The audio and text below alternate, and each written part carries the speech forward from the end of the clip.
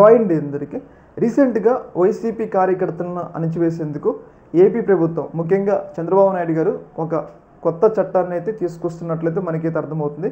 ఎవరైతే సోషల్ మీడియాలో ప్రభుత్వానికి వ్యతిరేకంగా పోస్టులు పెట్టినట్టయితే వాళ్ళందరూ కూడా ఈ చట్ట పరిధిలోకి వస్తారు. వెంటనే వాళ్ళ మీద కేసు నమోదు కావడం, వాళ్ళని జైలుకి పంపించడం అనేది ఈ చట్టం యొక్క ముఖ్య ఉద్దేశం. ప్రధానంగా ప్రభుత్వాన్ని ఎవరైతే విమర్శిస్తున్నారో వాళ్ళకి వ్యతిరేకంగా ఈ చట్టం వస్తుందని చెప్పేసి మనకైతే క్లియర్గా అర్థమవుతుంది.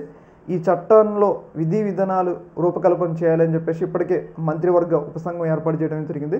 వీళ్ళిచ్చే సూచన ప్రకారం ఒక బిల్లుని తయారు చేసి ఆ బిల్లు అసెంబ్లీలో ప్రవేశపెట్టి ఆ బిల్లు చట్టంగా మారితే ఎవరైనా వైసీపీ కార్యకర్తలు మాత్రం ప్రభుత్వానికి వ్యతిరేకంగా ఒక్క మాట మాట్లాడినా కానీ వాళ్ళ జైలుకి వెళ్ళటం కన్ఫామ్ అని చెప్పేసి మనకైతే క్లియర్గా అర్థమవుతుంది. ముఖ్యంగా ఇక్కడ మనం గమనించుకోవాల్సింది ఏంటంటే చట్టం ముందు అందరూ సమానులే కాబట్టి టీడీపీ కార్యకర్తలు కూడా జగన్మోహన్ రెడ్డి గారిని ఇష్టం వచ్చినట్టు తిడుతున్నారు, సైకో అంటున్నారు, రకరకాలుగా అంటున్నారు. మరి వాళ్ళకు కూడా ఈ చట్టం వర్తిస్తుందా, మరి ఓన్లీ వైసీపీ కార్యకర్తలకు వర్తిస్తుందా అనేది ఇక్కడ కీలకమైన ప్రశ్న. ముఖ్యంగా సోషల్ మీడియా కట్టడి చేయడం అంటే ఒక రకంగా భావ ప్రకటన. సుప్రీంకోర్టు కూడా సోషల్ మీడియాని కట్టడి చేయడానికి ఎలాంటి గైడ్లైన్స్ అయితే ఇవ్వలేదు.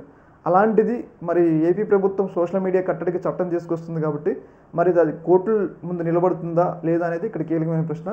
ఏదేమైనా కానీ జగన్మోహన్ రెడ్డి గారు కూడా మరి ఇలాంటి చట్టాలు తీసుకొచ్చినట్లయితే మరి ఇప్పుడు టీడీపీ ప్రభుత్వం అధికారంలో ఉండేదా అనేది కీలకమైన ప్రశ్న. ఎందుకంటే గతంలో జగన్మోహన్ రెడ్డి గారు అధికారంలో ఉన్నప్పుడు మనం చూసినాం టీడీపీ అనుకూల ఛానల్లో అయితే జగన్మోహన్ రెడ్డి గారు 4 లక్షల కోట్లు అప్పులు చేస్తే దాన్ని 14 లక్షల కోట్లు అంటాం. ల్యాండ్ టైటిలింగ్ యాక్ట్ మీద తప్పుడు ప్రచారం, వీళ్ళకన్నా తప్పుడు ప్రచారం ఎవడు చేయడు.